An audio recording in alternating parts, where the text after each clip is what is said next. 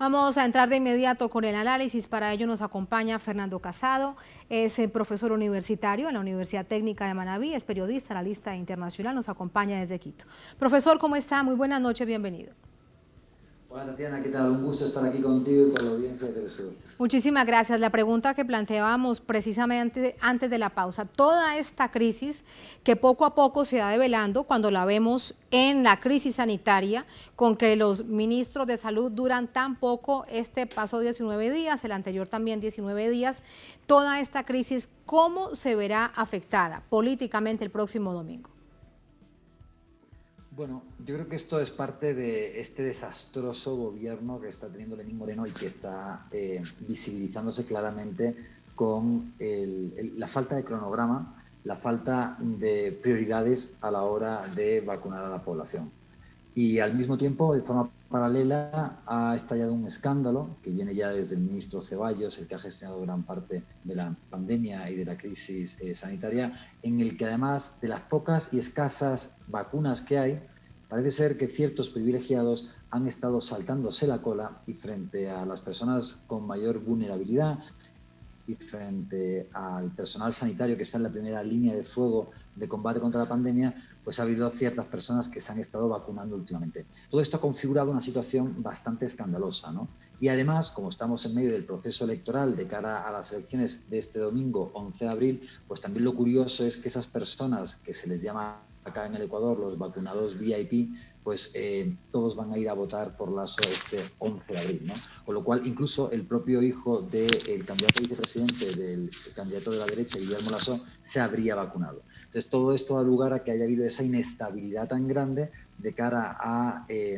los distintos ministros y gestiones en el Ministerio de Salud acá en el Ecuador, porque la pandemia está siendo gestionada de una manera absolutamente desastrosa. Además, fíjense que después de Perú, el país que tiene una mayor cantidad o la mayor tasa de mortalidad de la pandemia en el planeta en cuanto a muertes por cada 100.000 habitantes es el Ecuador, ¿no? Entonces es una situación realmente catastrófica en la que también, por ejemplo, están colapsados el sistema sanitario en términos generales, no hay camas en UCI, en cuidados intensivos. El día de ayer también pues, fue algo desastroso, las larguísimas colas de las personas de avanzada edad que estaban esperando más de 8 horas para recibir la vacuna sin haber comido, sin haber tomado sus medicamentos, bajo el frío de Quito, con lo cual es una situación realmente inhumana incluso en algunas ocasiones. Y eso es lo que al final desencadena que le pidan la renuncia, que le digan que se vaya al ministro de Salud. Ahora, profesor, esto es la evidencia de que hay una profunda crisis institucional, que nada funciona en el país, como decíamos en la parte baja de las pantallas. ¿Esto evidencia que hay un país a la deriva en términos globales? Yo creo que sí, yo creo que hay un país a la deriva y además precisamente está a la deriva por la aplicación de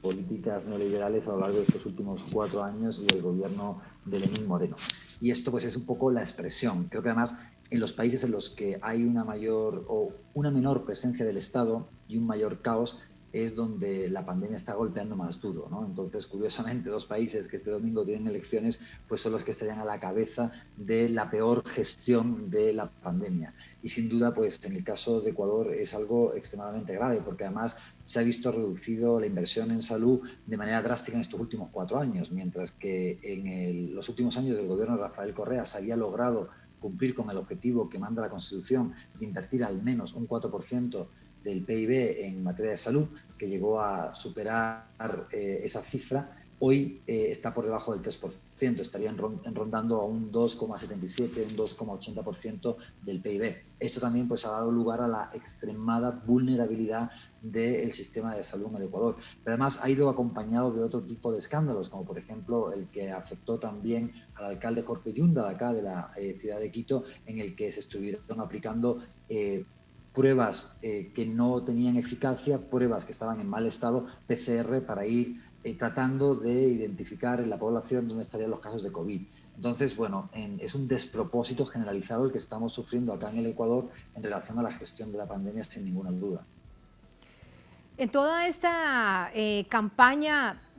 si hubo algo que fue muy similar a la primera vuelta, fue el enrarecido ambiente entre la crisis sanitaria, las tensiones políticas y la guerra sucia, particularmente en contra de la candidatura de Andrés Arauz. En esta semana ya definitiva para un momento tan importante, histórico para el país, para saber quién será el próximo presidente, ¿todo esto siguió sucediendo?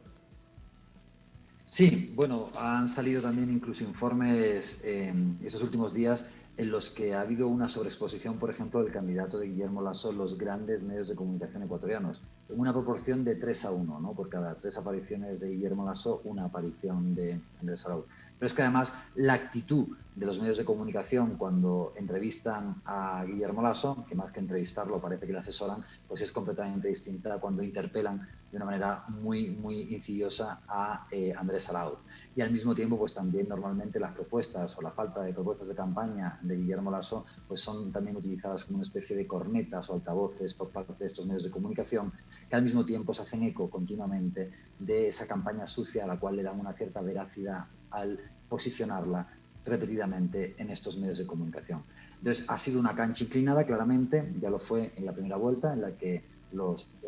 15 candidatos que se enfrentaban a Andrés Arauz pues coincidían en algo en común, que era instigar, insultar, vilipendiar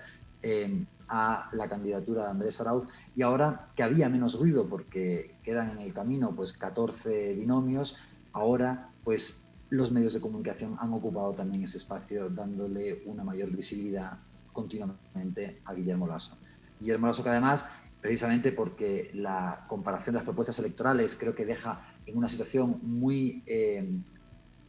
débil al candidato Guillermo Lasso, se ha dedicado o ha utilizado las estrategias de guerra sucia para tratar de constreñir a la población, a la opinión pública, a través de campañas del miedo de cara a las elecciones del 11 de abril, mientras que Andrés Arauz habría basado más su campaña en la, de alguna forma, visibilidad de sus propuestas, que han sido muchas. Como por ejemplo el alivio de las deudas, es uno de los problemas mayores que existen actualmente en una población que se ha visto pues reducida en gran capacidad, en la gran capacidad productiva del país. Tengamos en cuenta que hay un decrecimiento económico de un 10% y muchos de los pequeños empresarios o también de muchos profesionales se han visto obligados a endeudarse. Entonces, pues esa es una interesante propuesta que además contrasta mucho con lo que han sido, por ejemplo, los beneficios que ha tenido el Banco de Guayaquil en este último año de pandemia, ¿no? Que ha incrementado sus, por ejemplo, su cartera o ventas de intereses durante el último año, ¿no? Con varios millones de dólares, que es lo que además ha supuesto que Guillermo Lasso pues obtuviera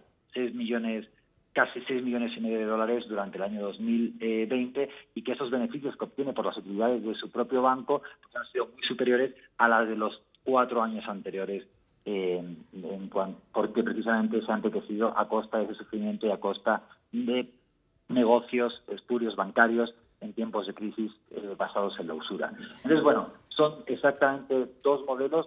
muy distintos que creo que además en esta última recta de campaña, pese al ruido, pese a la guerra sucia, han podido visibilizarse mucho mejor que durante la primera vuelta. Y también un reflejo de esto, profesor, han sido las encuestas o también no han estado exentas de una amplia manipulación. Valga decir que todas las encuestas ubican a Andrés Arauz, la fórmula Arauz-Rabascal, como la primera. Sin embargo, en los últimos días, hasta el momento en que se pudieron publicar las encuestas, ahora aparecen algunas así de manera furtiva, tratan de acercar mucho más la brecha entre Arauz y Guillermo Lasso. Uno se pregunta si esto también es intencional. Sí, sin duda es intencional, es una pauta que suele ocurrir siempre, sobre todo por parte del candidato que sea perdedor. Y esto tiene que ver con la creación del clima electoral. Además, estas furtivas encuestas, como las ha llamado muy acertadamente Tatiana, se dan fuera del periodo en el que se pueden publicar encuestas. Pero curiosamente, en estos últimos días, cuando ya se sabe que hay probablemente una tendencia irreversible a favor de Andrés Arauz, precisamente para que esos últimos indecisos que normalmente pues, suelen tornar a la que, según el clima electoral, perciben como la candidatura ganadora, ahora se trata de manipular ese clima electoral para que no se produzca lo que Neil Newman denomina como la espiral del silencio. Y para evitar ese efecto de bola de nieve de que los indecisos vayan hacia la candidatura percibida como ganadora, que claramente es la de Andrés Arauz, es por lo que aparecen este tipo de sondeos de opinión que tratan de interpretar una opinión pública que en realidad no existe. Pero es precisamente para eso, para que ese efecto de la espiral del silencio, que ya está perfectamente comprobada que existe en los últimos días de campaña por la generación del clima electoral y donde los indecisos van masivamente hacia la tendencia que es percibida como ganadora, por eso es que surgen estas encuestas furtivas que no tienen ningún sentido. Por último, profesor, ¿es posible, usted además que es experto en el asunto de la comunicación política, establecer cuánto puede reflejarse la guerra y la campaña sucia en las redes sociales en contra de la candidatura de Arauz Rabascal y la realidad? Teniendo en cuenta también que una cantidad de eventos, si fuesen tiempos normales, pues se harían en los lugares, recorriendo el país. Ahora, producto de la pandemia, todo ha tenido que ser reinventado. Así que también se mantiene un poco la distancia del candidato con sus seguidores o con aquellos a quienes desee llegar. ¿Es posible en este momento tratar de medir cuánto será de esto que vemos en las redes sociales, en medios de comunicación y trasladado a la realidad, para tratar de comprender un poco más de este panorama electoral? Bueno, ya se sabe que normalmente la imagen generada por medios de comunicación y por redes sociales no tiene por qué corresponderse con lo que es la política real, ¿no? De hecho, ha habido eventos de política real que creo que van a ser determinantes a favor de Andrés Arauz en estos últimos días, como ha sido el apoyo de Jaime Vargas, como ha sido el escándalo de la vacunación del hijo de Borrero. Y la percepción o el clima que se genere también en redes sociales no necesariamente se corresponde con el sentir mayoritario de esa opinión pública y que se va a traducir posteriormente en votos, muy seguramente a favor de Andrés Arauz. Por ejemplo, hay cosas que están ocurriendo en este momento, como pudimos averiguar en una investigación que hicimos una serie de compañeros, en la que, por ejemplo, Guillermo Lasso está invirtiendo 115 veces más dinero en pautaje en Facebook que su contendiente Andrés Arauz, o que existe una campaña no solamente de guerra sucia, sino una grandísima campaña de bots y de trolls que tratan de posicionar continuamente hashtags, como ocurrió, por ejemplo, justamente después del debate presidencial, en el que se posicionó el hashtag no mientas más Andrés, que ya estaba perfectamente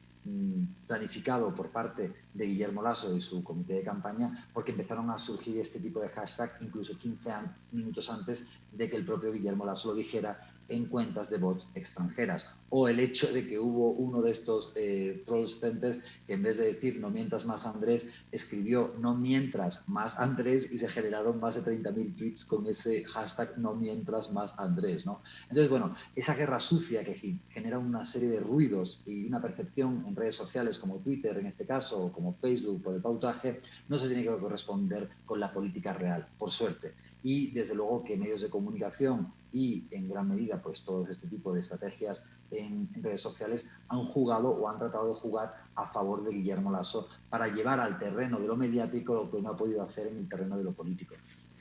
Y el domingo veremos cuál es el resultado. Profesor, muchísimas gracias como siempre por ayudarnos a comprender este panorama, sobre todo en un momento que resulta crucial para el país. Gracias, muy buenas noches. Muchísimas gracias, Tatiana, por tu invitación. Muchas gracias.